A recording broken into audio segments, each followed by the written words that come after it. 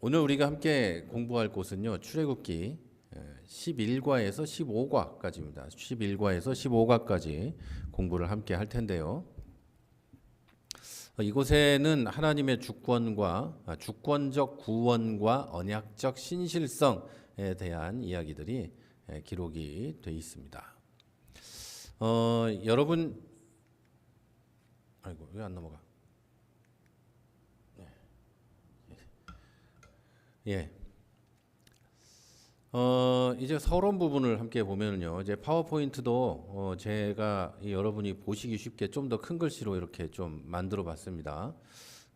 따라오기가 쉽지 않으실 수도 있을 것 같아서 이렇게 좀 손으로 하나하나 만들었습니다. 사실 그 성경 본문이 잘못된 것도 제가 이렇게 베껴다가 붙이고 이렇게 텍스트 파일로 된 걸 제가 가지고 있던 걸 했는데 그게 이제 제목은 개역 개정으로 돼 있었는데 그게 잘못된 거였어요. 출애굽기가. 그래서 앞으로는 수동으로다가 하나씩 이렇게 하도록 하겠습니다. 자, 우리가 이제 출애굽기라는 이 위대한 구속사의 드라마 속으로 조금씩 들어가고 있습니다. 오늘 우리가 함께 볼 이 말씀들은 출애굽기 11과에서 15과까지의 이야기들인데요. 출애굽 사건이 이제 본격적으로 시작이 되는 장면입니다. 이곳에서는 이제 모세와 아론이 하나님의 명령을 가지고 애굽 왕 파라오 앞에 서게 되는 이런 장면이 나오고, 이건 한 민족인 이스라엘 민족과 이집트 사람의 어떤 그 정치적 협상이라기보다는, 보기엔 이제 정치적 협상인 것처럼 보이지만 그렇다기보다는 하나님 나라와 세상 이 나라의 주권이 정면으로 충돌하는 그런 영적 전쟁이 시작되는 그런 서막이라고 할 수 있겠습니다. 여러분, 선풍기가 너무 바닥으로만 가서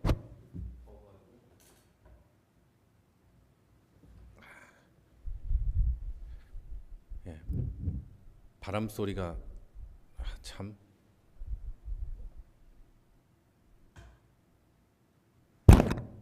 아이고. 네, 이게 참 계속 말씀드리지만 열심히 맞춰놓고 해도 시작하면 좀 이렇습니다. 바람 소리가 들어가는지 모르지만 윈드실드가 있으니까 그러지는 않을 것 같고요. 네. 당시에 이 이집트라는 나라는 중앙 집권적인 국가였어요. 당시 국가들 중에 국가도 많이 없던 시대인데 국가가 이제 형성이 돼 있었고, 중앙 집권적 강력한 이 왕권을 가지고 있던 나라였고, 왕은 신격화돼 있었습니다. 그리고 그 신격화된 파라오가 이 모든 것의 중심이었고, 이 당시에는 신정일치 사회였어요. 그러니까 종교와 정치가 통합되어 있는 사회였기 때문에 파라오는 태양신 라의 아들이자 호루스 신. 그러니까 여러분 그 호루스 신이라고 좀 이렇게 설명하기가 좀 그래요. 그런데 호루스 신이라고 그 호루스의 화신으로 여겨졌기 때문에 외부 신의 명령에 순종하는 것은 파라오의 신적 권위와 애굽 전체의 정체성에 대한 도전으로 간주가 되었습니다. 자, 이런 배경 속에서 모세와 아론은 이스라엘의 하나님 여호와의 이름으로 백성을 내보내라는 명령을 하나님의 명령이죠. 하나님의 명령을 선포하게 됩니다. 그러나 파라오는 오만함과 영적 무지로 하나님의 권위를 부정하고 완강하게 거부했고, 이스라엘 백성의 노동 조건만 더욱더 강하게, 가혹하게 만들었습니다. 자, 이것 때문에 이스라엘 백성들의 고통은 더욱 심해졌고, 공동체 내부에 분열과 원망이 싹트고, 심지어 지도자인 모세마저 깊은 절망에 빠지게 됩니다. 자, 인간적인 관점에서 보면 하나님의 계획이 실패한 것처럼 보이는 이 절망의 이 순간에 하나님께서는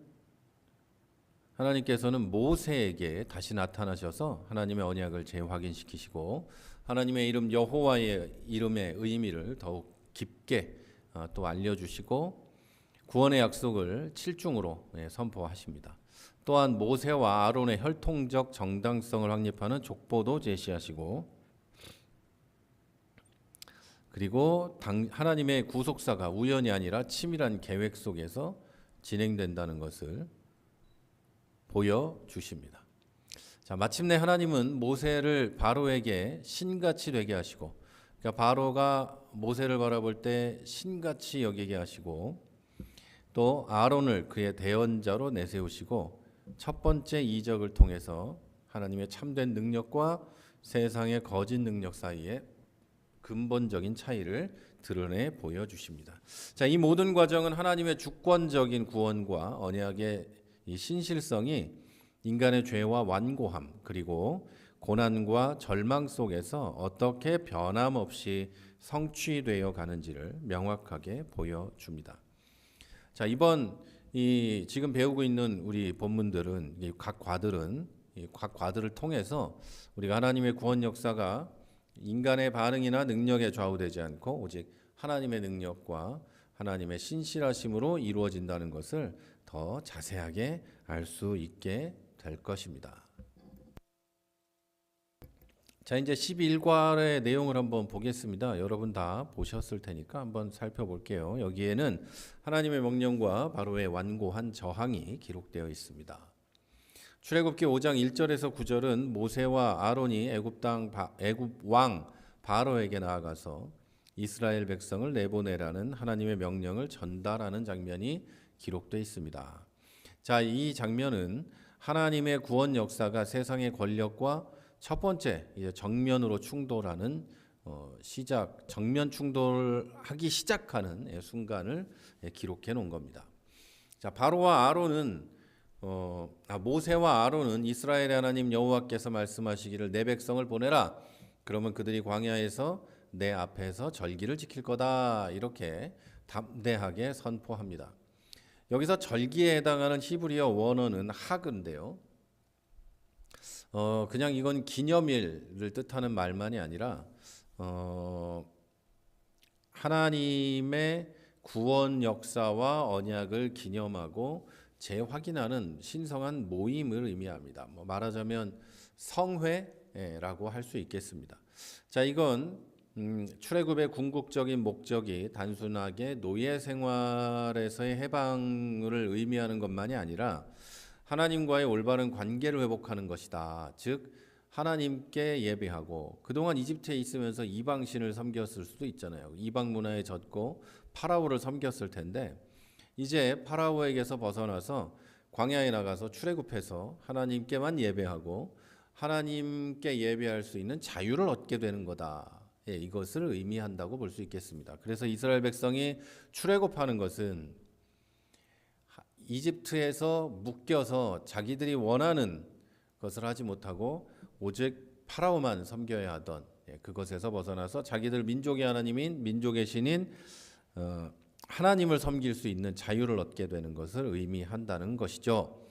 그래서 우리가 예수님을 믿는 것은 하나님이라는 한 분, 예수 그리스도라는 한 분, 삼위일체 하나님이라는 한 분에게 우리의 종교 활동이나 우리의 신앙이 완전히 묶여버리는 것을 의미하는 게 아닙니다. 그게 아니라 잡신들에게 묶여 있고, 신이 아니에요. 신도 아닌 잡신들에게 묶여 있고, 사탄 마귀의 종이었던 인간이 예수 그리스도의 보혈의 공로로 오직 한 분 하나님이신, 단 오직 하나의 신이신 하나님을 마음껏 찬양할 수 있는 자유를 얻게 되는 것, 이것을 보고 바로 우리가 구원받았다고 얘기하는 겁니다.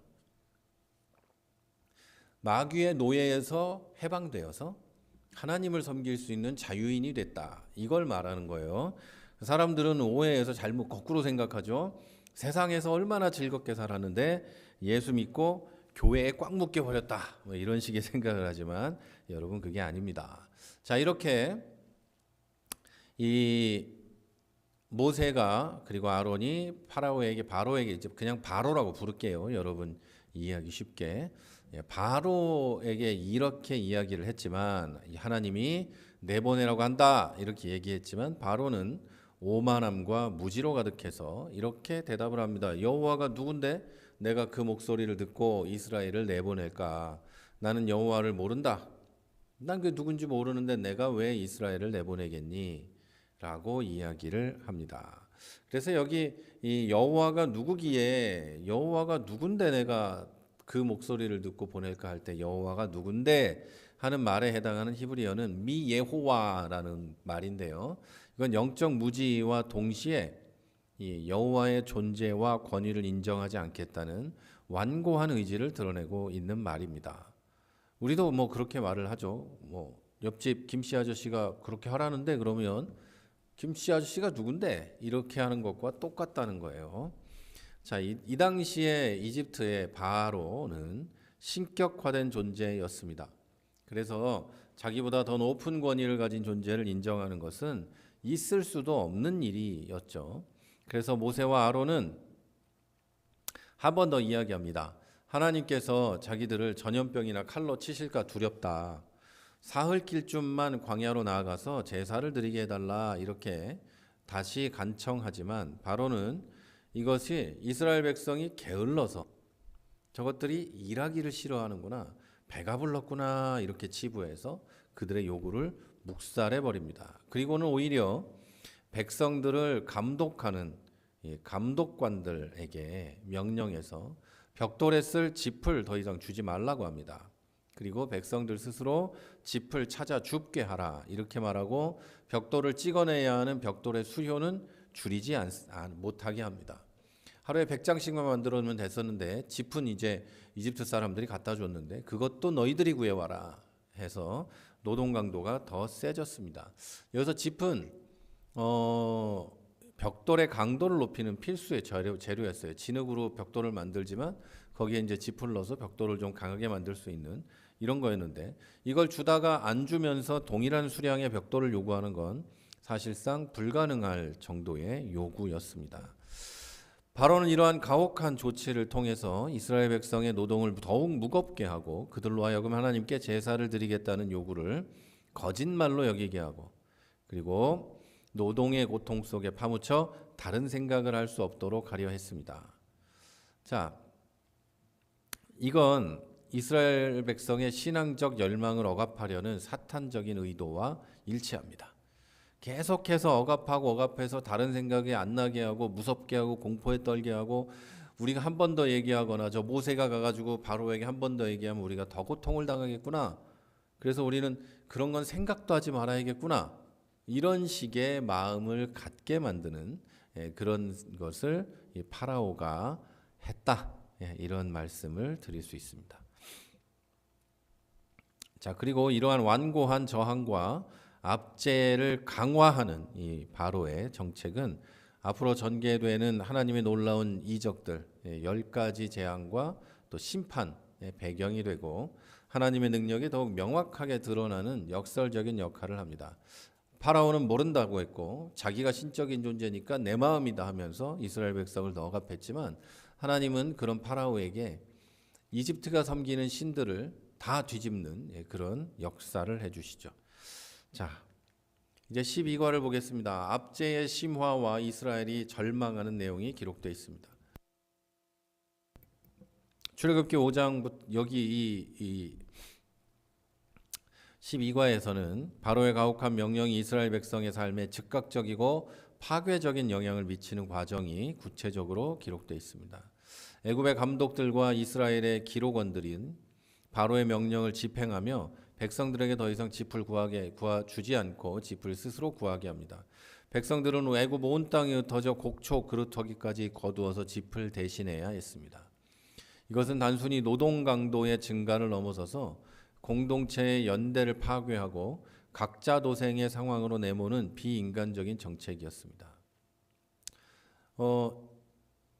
전국 각지에 흩어져서 짚을 구해와야 됐고 나무 그루터기까지 뜯어다가 짚을 비슷하게 만들었어야 했으니까 그걸 할당량을 채우지 못하면 때리고 반복적으로 괴롭혔으니까 우리 가족 그리고 우리들이 살려면 저 사람은 가지면 안 되는 거니까 민족을 와해시키려는 그런 나쁜 짓이었습니다. 자, 감독들은 정해진 벽돌 수량을 채우지 못하는 백성들을 독촉하고 심지어 이스라엘 자손의 기록원들을 때립니다. 자, 이스라엘 자손의 기록원들을 때린다고 되어 있는 여기 히브리어는 반복적이고 공개적인 폭력을 휘둘렀다는 거예요. 그러니까 감시하는 사람들이 이스라엘의 기록원들을 때렸어요. 그럼 이 사람들은 또 고통을 견디다 못해서 또 중재하는 역할을 해야 되는데 그들은 그걸 못하고 또 이스라엘 백성들에게 또 그런 이 말이나 행동을 하게 되는 거겠죠. 그래서 일제 앞잡이 같은 그런 행동을 하게 만드는 그런 짓이었습니다. 고통을 견디다 못한 기록원들은 바로에게 직접 호소하면서 자기들의 처지를 아뢰었지만 바로는 그들의 고통을 게을러서 그런다 이렇게 치부하고 제사 요구를 단순한 핑계로 다시 일축하면서 벽돌 정량을 채우라고 다시 한번 명령합니다.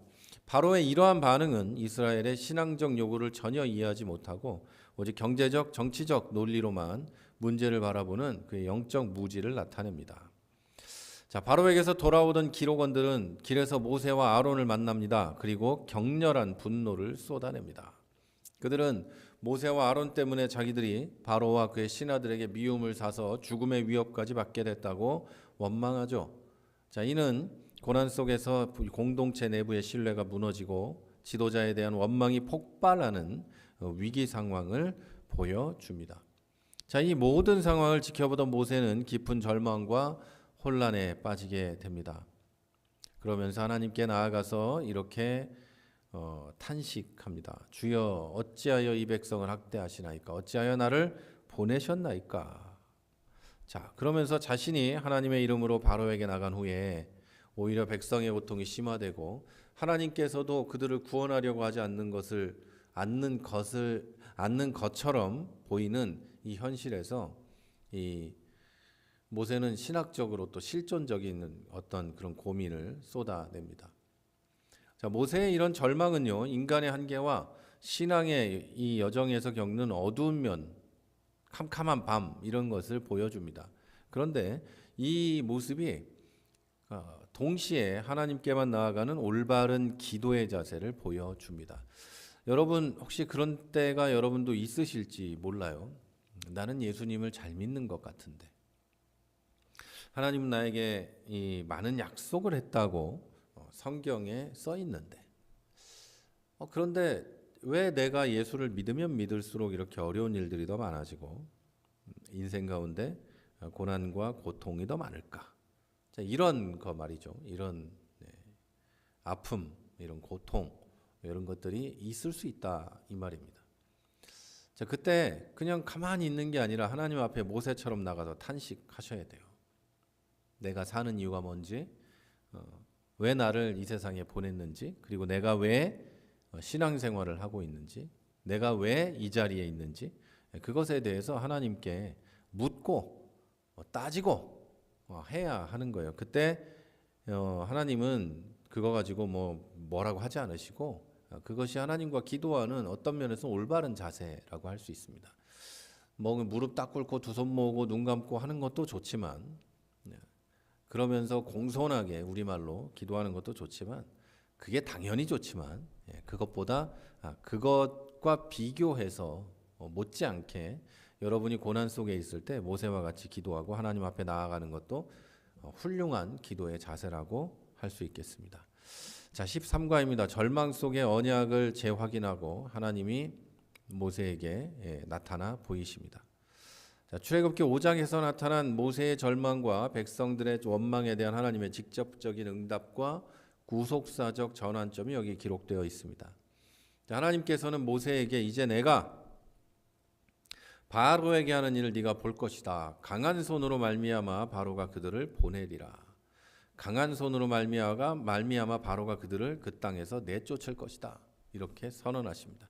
여기서 강한 손에 해당하는 이 히브리어는요, 출애굽기 전체에서 하나님의 주권적 능력과 구속적 개입을 나타내는 핵심 용어입니다. 하나님의 강한 손, 내가 나의 강한 손이 강한 팔이 너를 붙들고 할 때 그때 그렇게 쓰이는 단어입니다. 자, 이것은 인간의 한계와 절망이 깊어질수록 하나님의 구원은 더욱 분명하게 드러난다는 것을 시사해 줍니다. 자, 그리고 하나님은 자신을 여호와로 계시하십니다. 그러면서 아브라함과 이삭과 야곱에게는 전능의 하나님으로 나타나셨으나, 그때 전능의 하나님을 뭐라고 했죠? 히브리어로 엘샤다이. 아브라함과 이삭과 야곱에게는 엘샤다이로 나타나셨으나 이제는 여호와라는 이름으로 언약을 성취할 것임을 밝히십니다. 자, 이것은 정통 우리 신학의 계시론의 핵심인 점진적 계시를 보여주는 중요한 이 신학적인 장면입니다. 자, 우리 하나님은 앞에는 엘샤다이 전능하신 분으로 나타났다가 이제 언약을 지키시고 이 여호와라는 이름으로 언약을 성취해 갈 거라고 하시고, 그 뒤에는 이제 모세에게 11조가 아니고 10계명도 허락하시고, 그 뒤에 계속 가다가 나중에 예수님이 나타나시고 예수님이 세상에 오시고, 이런 것을 보고 여러분 점진적 계시라고 할 수 있습니다. 자, 그리고 제가요 사실 오늘 안경을 잘못 갖고 와가지고 지금 제 아이패드에 글씨를 최대한 크게 하고 보고 있어서 눈이 가물가물합니다. 여러분 끝날 때까지 끝까지 이걸 잘 볼 수 있도록 위해서 기도하시면서 들어주세요. 집에서 나오면서 이제 안경을 아침에 나올 때 잘못 갖고 나와서 하루 종일 어질어질하고 머리가 아프고 하여튼 그랬습니다. 자, 하나님은 이스라엘 자손의 신음 소리를 들으시고 언약을 기억하셨다고 말씀하시는데, 여기서 기억하셨다라는 말은 단 그냥 회상했다, 그때를 떠올렸다는 게 아니라 하나님이 언약적인 의무, 하나님의 언약의 의무를 이제 실행에 옮기시는 그렇게 떠올렸다는 것을 기억했다는 거예요. 그리고 그 기억에는 하나님의 적극적인 행동이 포함되는 겁니다. 내가 그때 그런 약속을 했지? 내가 기억하고 있어 하면서 일을 하기 시작하시는 거죠. 자, 하나님께서는 이스라엘 백성에게 구원의 약속을 7중으로 선포해 주십니다. 이 7중 약속을 제가 읽어드릴게요. 이 출애굽기 6장 6절부터 나오는데요.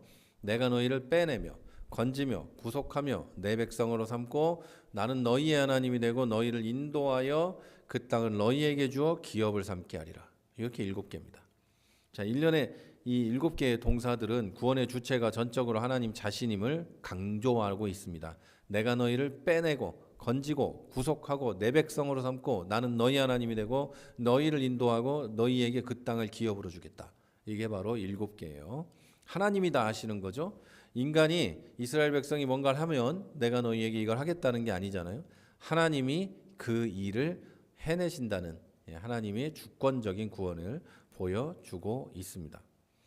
자, 그리고 구속하다라는 말은 이 하나님이 이스라엘의 친족의 구속자로 함께 하신다는 것을 강조하는 거예요. 그러니까 가족으로서 너희를 내가 구원한다. 이스라엘의 하나님이 이 너희의 이때는 아버지는 아닌데 가족으로서 가족 같은 이렇게 너희를 구원하겠다, 이런 의미입니다. 그런데 이렇게까지 하나님이 말씀을 하셨음에도 불구하고 이스라엘 사람들은 이미 마음이 상하고 혹독한 그 노예 노동 때문에 고통이 너무 심했습니다. 모세가 나타나서 평온한 자기들의 노예 생활을 망치게 된 것이죠. 그래서 모세의 말을 듣지를 않습니다. 그리고 이것은 인간의 현실적인 고통이 신앙의 어떤 신앙을 받아들이는 그런 마음에 미치는 영향을 보여주고요. 동시에 하나님의 구속하시는 행위가 인간의 반응과 무관하게 진행된다는 것을 보여줍니다. 여러분, 복음을 전하고 처음 예수님을 믿고 막 이런 상태 있잖아요. 그 상태에 좋지 않은 일이 일어나면, 또는 교회에 와서 상처를 받거나 교회에서 공연히 내가 마음이 좋지 않은 일이 생겼을 때 사람들은 이런 불만을 갖게 됩니다. 마음이 상하게 되고, 또 교회에서 열심히 헌신봉사했는데 그것 때문에 마음이 힘들게 되는 일이 많잖아요. 그때 마음의 상처를 받게 되는데, 그러면 어떤 말도 들리질 않아요. 어떤 말도 들리지 않고 괴롭고 힘들고 그렇게 됩니다. 그러나 그렇게 교회를 떠난다고 해도 그렇게 교회에서 힘든 표정을 지으며 나는 더 이상 교회를 못 다니겠어요, 예수를 못 믿겠어요 한다 할지라도 하나님은 그 반응과 무관하게 그를 구원하십니다. 그걸 아셔야 돼요. 하나님이 만약에 저의 반응과 유관하게 저를 구원하기로 했다면 저는 구원 못 받을 거예요. 누구나 똑같아요. 모든 인간은 구원받을 만한 하나님께 합당한 반응을 할 수가 없어요. 다 이런 불만의 시기가 있게 되고 다 이런 고난과 고통의 시기를 맞이하고 넘어갈 수밖에 없습니다. 그래서 말을 듣지 않게 되고 목사님 하는 말, 교회의 권사님, 집사님, 어른들 하는 말 듣지 않아요. 일단 내가 기분이 안 좋고 마음이 상했고 몸도 힘들고 괴로우니까요. 그럴 수밖에 없어요. 그러나 그래도 상관없이 하나님은 그 사람을 구원하십니다.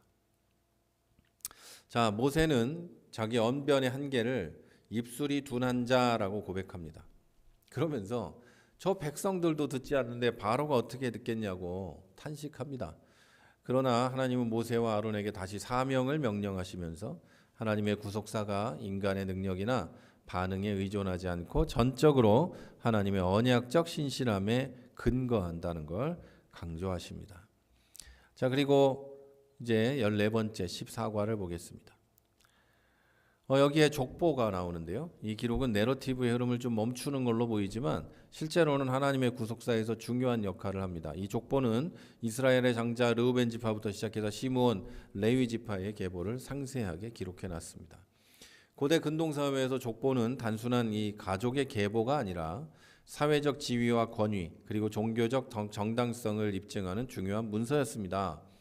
여러분, 우리나라 족보도 유교 사회에서의 족보는 똑같이 이런 의미였습니다.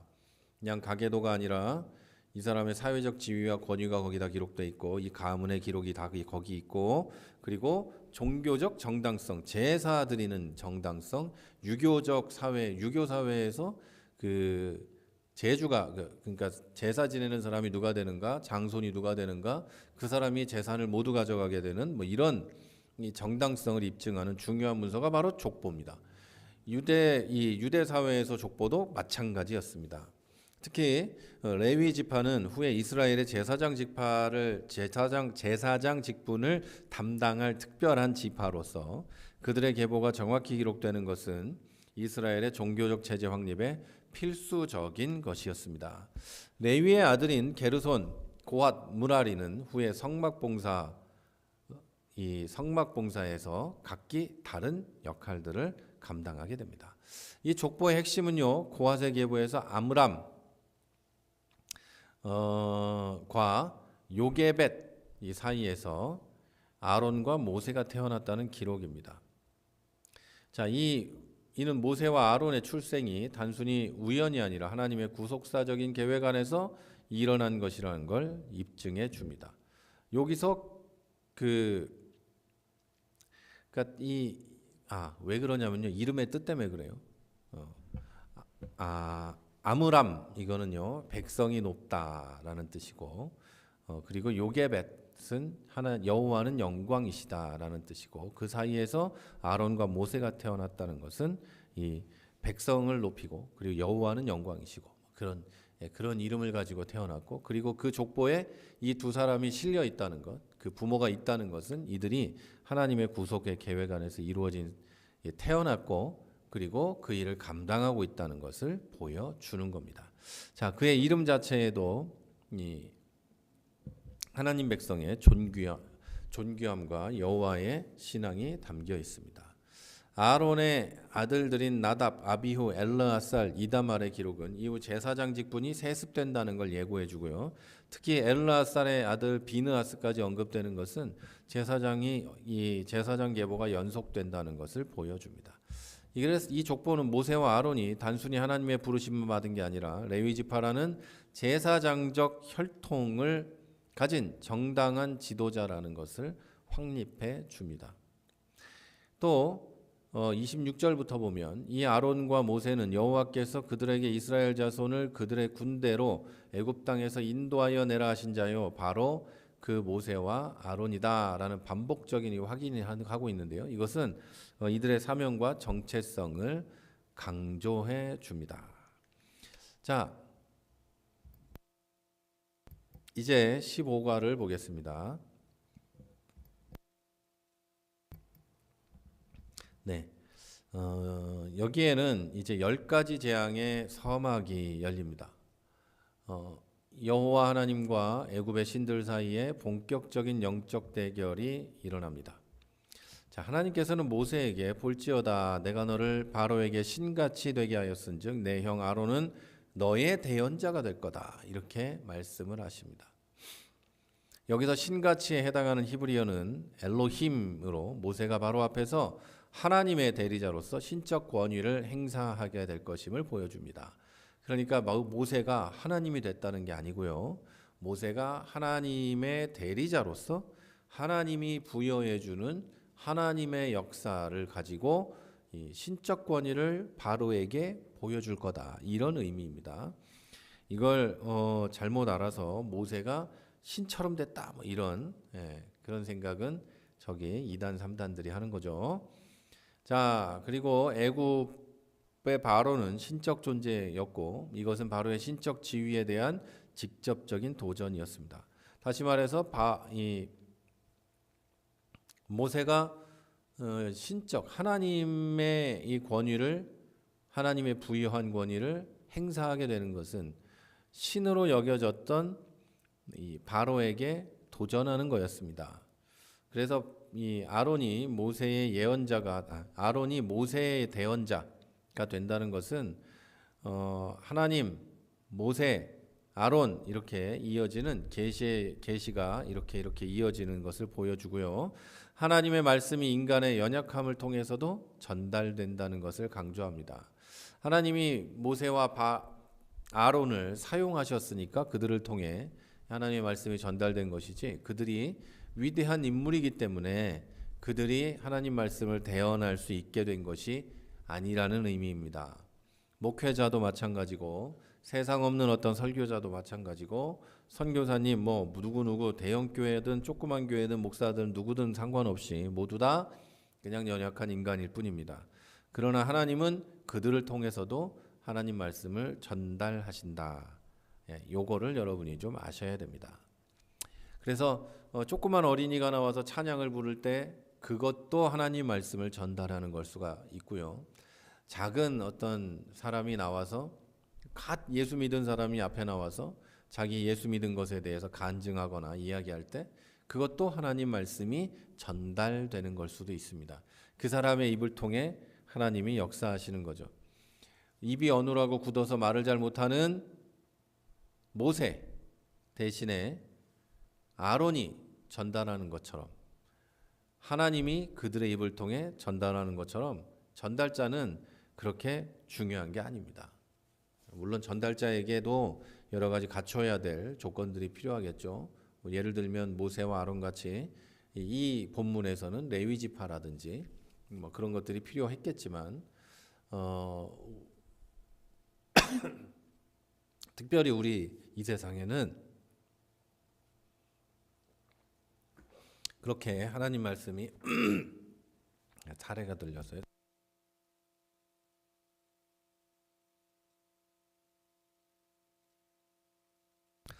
네, 특별히 우리 이 세상에서는 하나님 말씀을 전달하는 데 있어서 특별한 그런 조건은 필요하지 않습니다. 물론 어떤 기본적인 자격을 갖추기 위해서 신학교도 나와야 되고 대학원도 나와야 하고 이런 조건은 필요할 수 있겠지만 다른 조건은 필요하지 않다. 이렇게 여러분 보시면 되겠습니다. 자, 그리고 하나님께서는 미리 바로의 마음을 완악하게 하셨어요. 이거 완악하게 한 건 한국말로 좀 번역을 하면 강하게 하다, 굳게 하다 이런 뜻이에요. 안에 칵 똘똘 뭉쳐가지고 절대 너희들을 풀어주지 않을 거야 하는 이런 강하게 굳은 마음을 가졌다는 뜻입니다. 그걸 하나님이 이미 그렇게 하셨다는 거죠. 하시겠다고 선언하시는 거예요. 바로의 마음을 완악하게 하겠다 이렇게 선언을 하시죠. 자, 그러면서 하나님의 표적과 이적을 애굽 땅에 많이 행하실 거라고 얘기하십니다. 희한하죠. 바로의 완악함을 하나님이 전제해 두시고 그렇게 하시겠다 하고 그럼에도 하나님은 이집트의 표적과 이적을 많이 보이시겠다고 합니다. 이것은 바로의 이 완악함, 이 완고함이 하나님의 심판과 구원 계획의 도구가 될 거라는 걸 보여줘요. 하나님이 바로의 마음을 풀어서 아주 눈 녹듯이 녹여가지고 모세가 말 한마디만 했더니 그럼 가야지. 멀리 가. 이제 풀어주려고 했어. 이렇게 해도 쉽잖아요. 그런데 하나님은 그러지 않았다는 거예요. 왜요? 왜냐하면 바로가 그렇게 완악해야 하나님은 이스라엘만을 구원하는 것을 넘어서 온 세상이 하나님의 여호와의 유일하심과 절대적 주권을 알게 할 수 있기 때문이에요. 바로가 절대로 안 들어줘요. 세상이 두 쪽 나도 안 들어주려고 해야 하나님은 하나님의 절대적 주권을 바로와 그 이집트의 하나님이 보여주시는 이적을 통해 그 절대적 주권을 보여줄 수 있게 되기 때문이에요. 자, 모세가 그냥 한마디에서 풀어줬으면 이런 일은 일어나지 않았겠죠. 자, 바로가 이제 이적을 요구합니다. 그때 아론이 지팡이를 던지니까 뱀이 되죠. 이것은 하나님의 창조적 능력과 자연을 다스리는 주권을 보여주는 신적 표징입니다.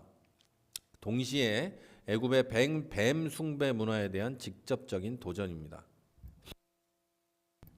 그러나 바로도 현인들과 마술사들, 그러니까 이집트의 애굽의 종교적 또는 지적 엘리트들, 그들을 부릅니다. 똑똑한 사람, 많이 배운 사람, 그리고 종교적인 일을 하는 사람, 이들을 부릅니다. 그리고 그들도 요술로 유사한 일을 보여줍니다. 이것은 사탄의 능력이 실제한다는 것을 보여줍니다. 사탄도 이런 건 할 수 있어요.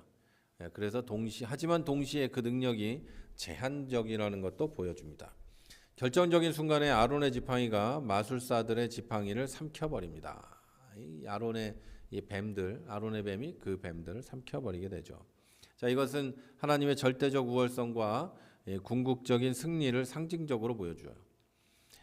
그리고 참된 하나님의 능력이 세상 모든 거짓된 능력을 압도한다는 것도 증명해 줍니다. 여러분, 세상에 이 기독교회의 이름을 가지고 갖가지 이적을 보여주는 종교단체들도 굉장히 많이 있습니다. 하늘에서 금가루가 떨어지기도 하고 다리 길이가 늘어나기도 하고 은색으로 이를 씌웠는데 금으로 바뀌기도 하고 그리고 아말감으로 때운 것이 은으로 바뀌기도 하는 놀라운 역사를 일으키는 사람들이 있어요. 여러분, 제가 여러분이 보실 기회가 별로 없으셨을 수 있지만 저는 본 적이 있어요. 그런데 진짜 봐도 신기합니다. 그러나 여러분, 다 하나님이 그런 걸 가지고 하나님의 존재와 하나님의 능력을 나타낸다? 그런 하나님은 있지 않습니다. 하나님은 그런 물질적이고 싸구려 같은 걸로 하나님의 능력과 존재를 드러내고 믿어달라고 하는 분이 전혀 아닙니다. 자, 그러나 이런 능력을 보였음에도 불구하고 뱀 사건이 있죠. 지팡이 뱀. 이 사건을 보였음에도 불구하고 바로는 마음이 더욱더 강팍해집니다. 그래서 그들의 말을 듣지 않아요. 그것이 여호와의 말씀과 같더라, 이렇게 기록되어 있습니다. 이것은 하나님의 예지와 섭리가 완전하다는 것을 보여주고 동시에 인간의 죄성이 얼마나 깊고 완고한 건지도 드러내 줍니다. 바로의 강팍함은 앞으로 전개될 재앙들의 패턴을 예고하고 하나님의 구속사가 인간의 반응과 무관하게 진행될 거라는 것도 보여줍니다. 여기까지 우리가 보면은요, 인간의 반응에 상관없이 하나님의 구속사는 진행된다. 이걸 알 수 있었죠. 모세는 못하겠다. 결국엔 나는 입이 말을 못합니다. 백성들은 하나님이 보냈다고 했는데도 핍박받고, 백성들은 또 모세까지 원망하고, 막 이런 정말 어려운 상황이에요. 그리고 바로는 이제 마음이 완악하고 강팍해서 별걸 다 보여줘도 안 들어주고, 자, 이런 위기의 상황에 놓여 있지만 하나님이 하시기로 하면 하신다는 거예요. 그리고 여러분의 구원에 관한 것도 다 똑같습니다. 여러분의 구원에 관한 것도 하나님은 하시고자 하면 하십니다. 그리고 여러분의 인생에 관한 것도 하시고자 하면 하시고, 여러분의 인생에서 일어나는 많은 일들, 신앙에 관한 일들, 그 모든 일도 하나님이 하시려고 하면 하십니다. 그러니까 여러분 하나님이 하실 수 있도록 모든 걸 맡기시고 하나님 앞에 기도하면서 하나님의 역사를 구하는 여러분들이 되시기를 바랍니다. 자, 이제 주요한 교리가 세 가지가 있습니다. 하나님의 주권입니다. 출애굽기 5장에서 7장까지의 본문에는 하나님의 주권을 다양한 측면에서 드러내고 있습니다. 보여주고 있습니다. 첫 번째, 하나님은 이 세상의 가장 강력한 통치자인 바로의 완고함까지도 하나님의 구원 계획을 이루는 도구로 사용하십니다. 바로의 강팍함은 그의 죄악된 본성에서 비롯된 거지만 하나님은 이것을 통해 하나님의 능력과 영광을 온 세상에 알려주십니다. 이것은 우리의 이 예정론의 한 측면을 보여줍니다. 자, 구원과 심판 모두가 궁극적으로 하나님의 영광을 위한 거라는 걸 보여주는 거예요. 파라오는 심판을 받겠죠. 하나님의 이 뜻과 말씀에 반해서 반대편에서 열심히 달리면서 하나님의 영광을 드러내는 도구가 됩니다. 하나님의 능력과 하나님의 권세와 하나님이 이스라엘 백성을 얼마나 사랑하는지를 보여주는 도구로 사용됩니다. 그러나 그는 하나님께 그렇게 사용되고 버림받는 사람이 되겠죠. 가룟 유다도 마찬가지죠. 예수님께서 십자가에 달려 돌아가신 일에 가룟 유다가 결정적인 일을 합니다. 그러나 가룟 유다가 그 사건에 결정적인 일을 했다고 해서 공신이 되는 게 아니죠. 그는 예수 그리스도를 팔아먹은 흉악한 죄인입니다. 이렇게 하나님은 아주 악독한 일까지도 하나님이 인류와 하나님의 택한 백성을 구원하시는 일에 사용하십니다. 그리고 그들은 그렇게 사용이 되는 거고 이 사건은 이렇게 사용되고 하는 겁니다. 파라오는 이 당시에 이 파라오는 이스라엘 백성을 구원하는 데 있어서 이렇게 사용되고 자기들의 신이 얼마나 헛된 신인지를 깨닫게 하는 데에 그렇게 사용되게 된 거죠. 그리고 그것으로 하나님의 영광이 드러나게 된 겁니다. 자, 둘째로 하나님은 인간의 연약함과 불신에도 불구하고 하나님의 뜻을 성취합니다. 이 얘기는 굉장히 많이 했으니까 간단하게도 얘기 안 해도 되겠네요. 하나님은 인간의 연약하지만 하나님은 그 연약함을 또 연약함에도 불구하고 하나님이 일하신다. 예. 자, 세 번째, 하나님의 주권은 세상의 거짓된 능력에 대한 하나님의 절대적 우월성에서도 드러납니다. 애굽의 마술사들은 그들의 요술은 사탄의 능력이 실제한다는 것도 보여주지만 아론의 지팡이가 그들의 지팡이를 삼킨 것은 하나님의 능력이 세상 어떤 능력보다도 뛰어나다. 그것도 보여줍니다. 그리고 앞으로 이어지는 재앙들 속에서도 그리고 오늘 본문에도 바로는 저항하고 이스라엘은 고난당하고 모세는 절망하고 애굽의 마술도 나오고 하지만 그런 상황 속에서도 하나님의 주권이 변함없이 역사하고 하나님의 구원 계획은 하나님의 주권으로 이루어간다는 걸 강력하게 보여줍니다. 결국에 인간이 아무리 반항하고 인간이 아무리 악을 써도 하나님은 일하신다. 이걸 여러분이 아셔야 됩니다. 자, 그 다음은 하나님의 언약은 신실하시다는 겁니다. 이스라엘 백성의 고통과 절망 그리고 모세의 탄식 속에서 하나님은 언약을 기억하셨다 이렇게 선언하십니다. 아까 말씀드렸죠. 이 기억하셨다는 건 이제 내가 그때 약속했다는 걸 기억하고 이제 행동에 옮기겠다. 이런 하나님의 적극적인 의지를 나타내는 단어입니다. 하나님께서 하나님의 이름을 여호와라고 계시하시고 이 이름이 언약의 성취와 구원의 능력을 내포하고 있다는 걸 분명하게 나타내십니다. 자, 이것은 족장 시대의 엘샤다이 전능하신 하나님 이 계시에서 언약 공동체와의 특별한 관계 속에서 구속을 성취하는 여호와의 계시로 나아가는 자, 그때는 언약 공동체 와의 관계 속에서 자신이 누군지를 드러내는 그들이 전능하신 하나님을 의지하고 전능하신 하나님을 믿고 전능하신 하나님 안에 있다. 네, 하나님의 백성이다. 하나님의 집안이다. 네, 이런 관계를 만들기 위해 이제 하나님이 엘샤다이로 계시하셨고 이제는 하나님이 구속을 성취하는 하나님 여호와 하나님으로 이들에게 계시하시는 거죠. 그렇다고 여호와의 이름이 여러 가지가 이제 기록이 되는데 이 장면에서 하나님이 자신의 이름을 여호와라고 하셨다는 의미예요. 그렇게 이해하시면 됩니다.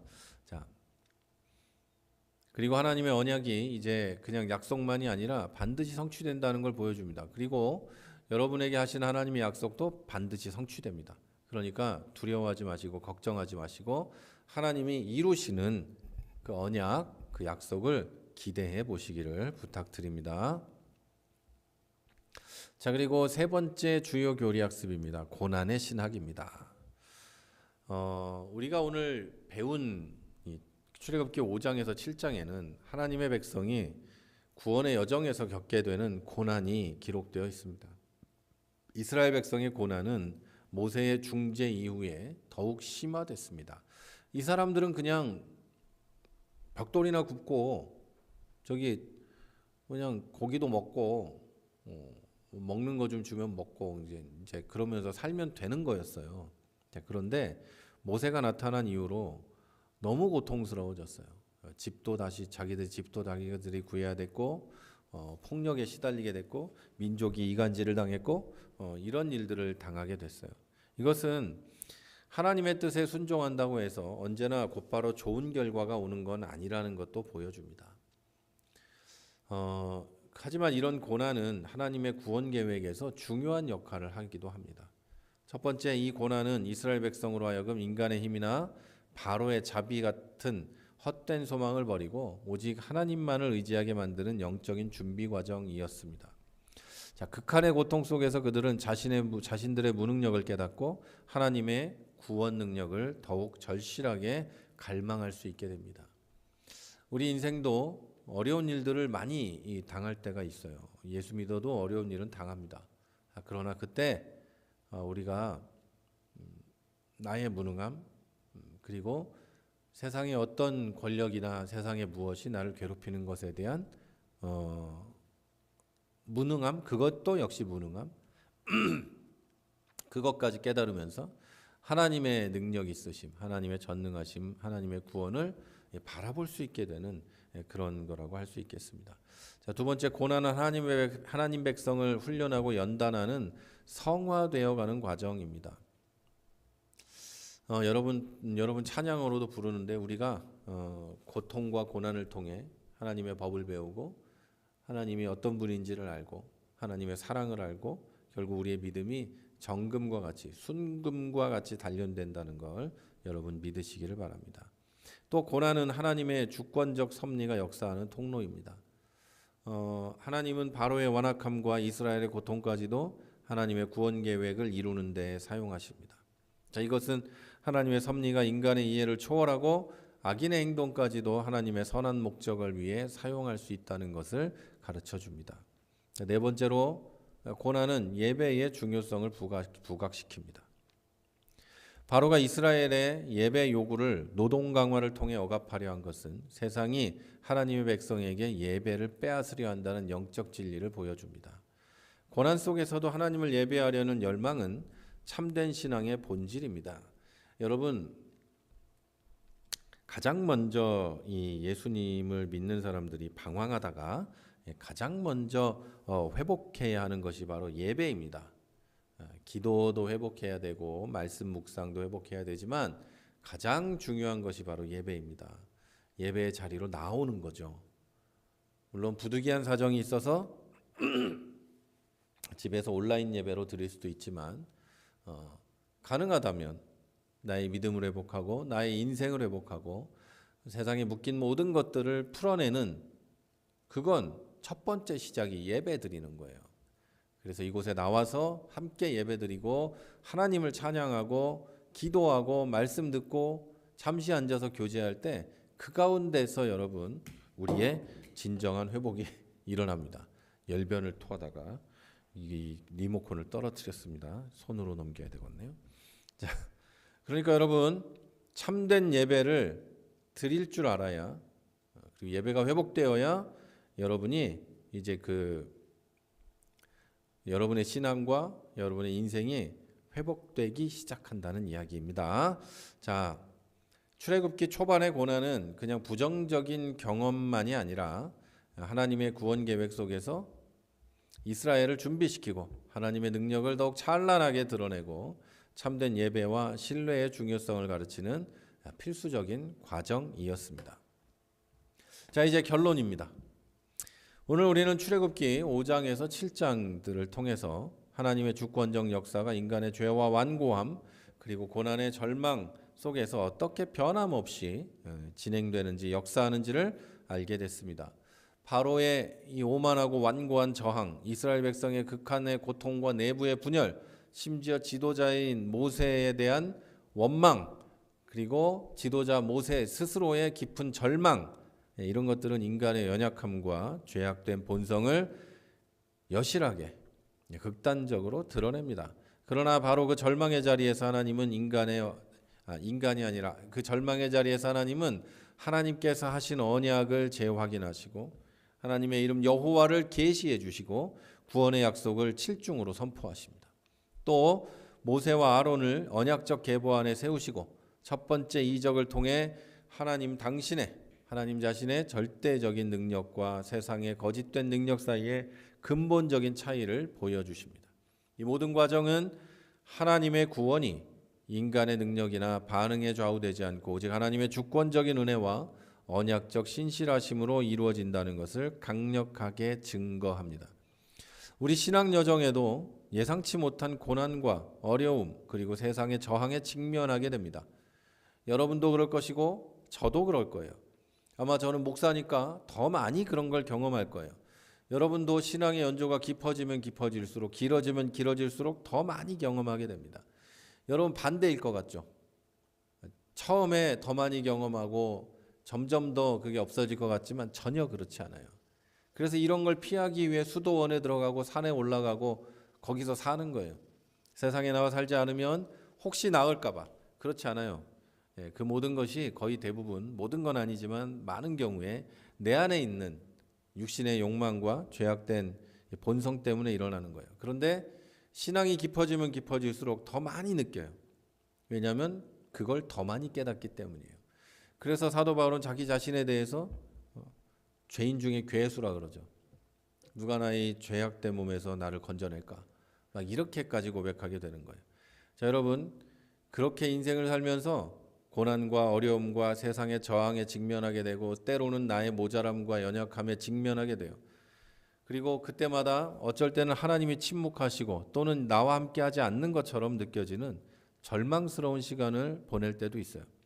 자, 그런데 오늘 본문은 그러한 고난의 밤이 결코 하나님의 실패나 무능력이 아니라는 것을 가르쳐 줍니다.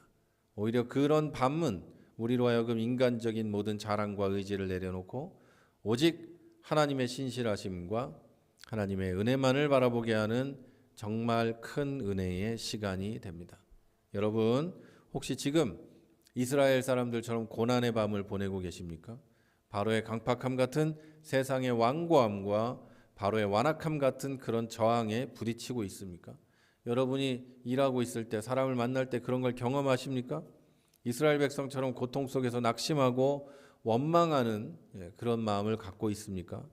또는 모세처럼 나의 한계와 나의 부족함 앞에 절망하고 탄식합니까? 여러분 기억하십시오. 하나님은 여러분을 향한 언약을 결코 잊지 않으십니다. 하나님은 주권적인 능력으로 모든 상황을 직접 다스리실 것이고 개입하실 것이고 하나님의 구원 계획을 반드시 성취하실 겁니다. 여러분을 향한 구원 계획, 여러분의 인생을 향한 하나님의 계획 반드시 이루실 겁니다. 고난 속에서 하나님께 나아가서 부르짖으시기 바랍니다. 하나님의 은혜에 기대해 보시기 바랍니다. 여러분의 연약함을 인정하고 오직 하나님의 능력만 의지하십시오. 세상의 거짓된 능력에 세상의 거짓된 것들에 현혹되지 말고 하나님의 참된 말씀만 하나님의 참되고 큰 능력만 굳게 붙드시기를 바랍니다. 하나님의 주권 앞에서 겸손히 순복하고 예배 중심의 삶을 통해 하나님과의 언약 관계를 더욱 깊게 해보시기를 바랍니다. 그래서 예배를 회복하세요. 예배 드리러 오셔야 돼요.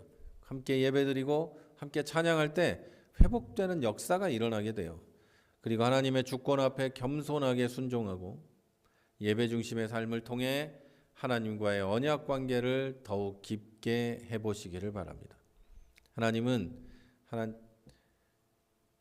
우리의 연약함을 아시면서도 우리를 통해 하나님의 위대한 구속 역사를 이루어 가십니다.